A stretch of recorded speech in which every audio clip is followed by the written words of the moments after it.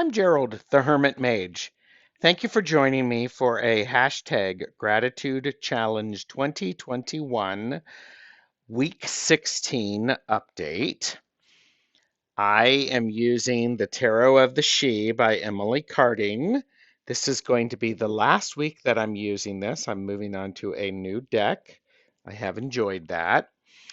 The first card that I pulled was Temperance.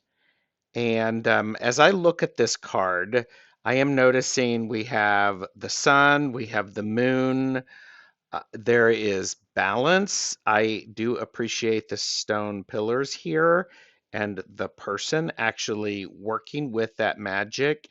And it feels like this person is swirling up and lifting off. I and this sort of looks like a bit of a skull. Um, and so that's I find interesting.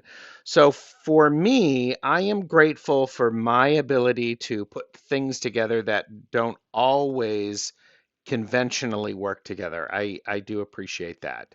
So that is something for which I'm grateful. Day two, this was a repeat card from weeks 13 and 15, and this is the Warrior 4, where it is Foundations Blessed.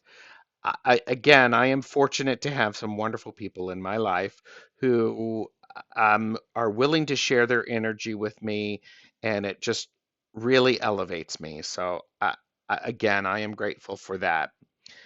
Day three was also a repeat card from last week. This is Judgment.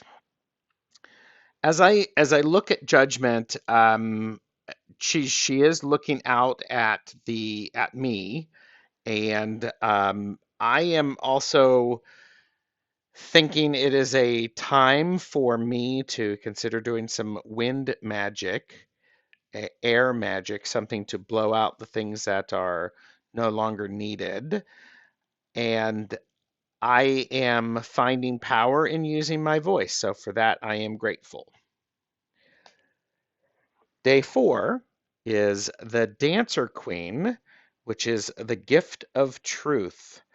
And I was actually out of town during this card and this card, and I was traveling home for the next card.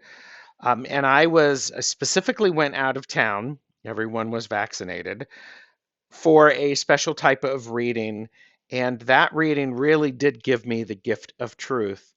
It immersed me in an understanding of how I feel and validated some of my experiences.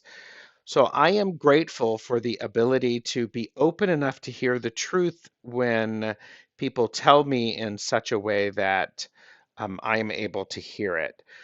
I am also interested as she is looking right at me. She's looking right at us in this image. So, and so this card, the Queen, is definitely about healing and nurturing. Day five, we had a repeat card from week 15. This was when I was traveling home. This is Dreamer 3 or Soul Loss. So if I relate this to the healing and the reading that I had, there is always a period of time of after I have a significant spiritual experience, I need to rest. I need to sort through things, and this is open here. The heart center is open, and it's a bit how I felt after the reading. However, I know that I'm not going to be empty for that long. After that is the world. And the world card is this is a beautiful world card.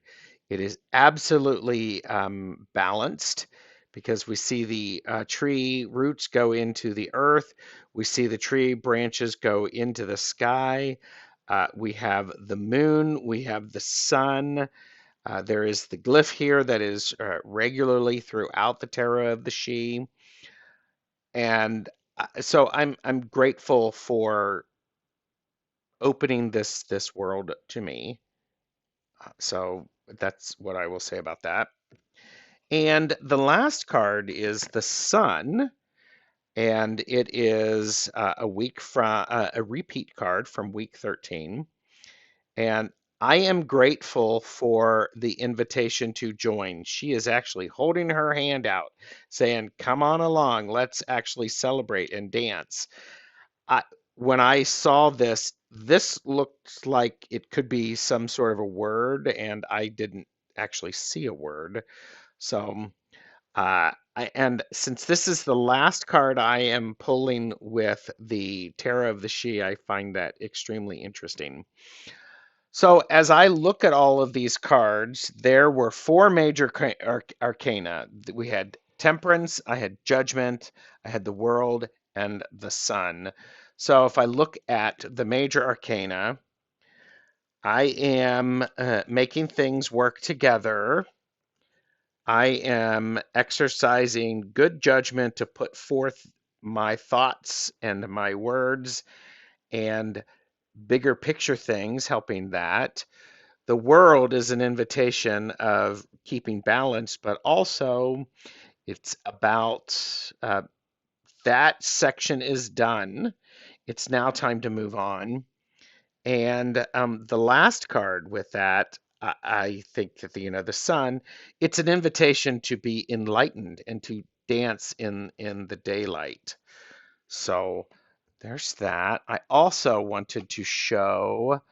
I find it interesting that we have this card, which has a hole here, and she is holding at her heart center, which came right before this card, which is there is a hole here.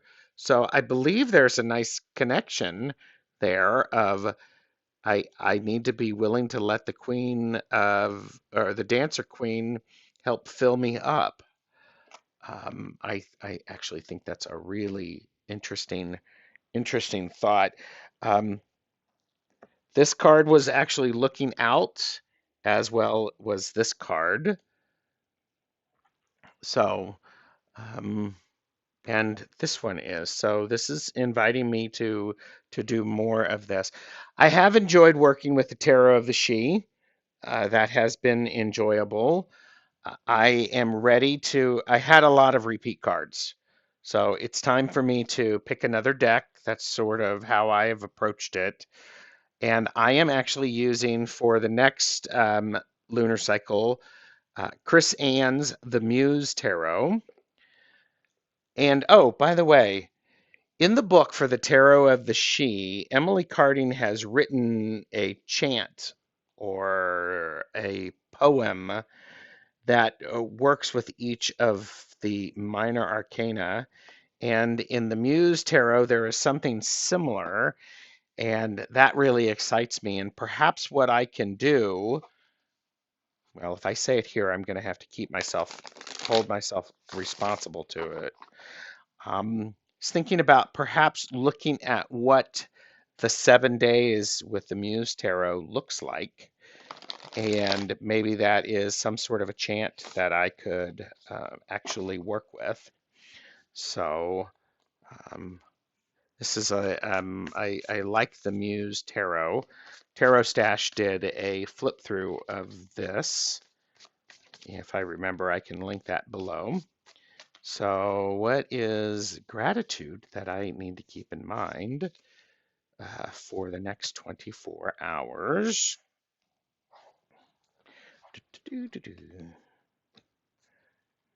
Okay, so here's this. And the first card for what will be my week 17 is, oops, the Nine of Voices. The Nine of Voices.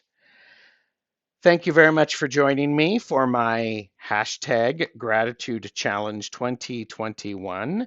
And this is my week 16 update. Like, subscribe so you don't miss any videos.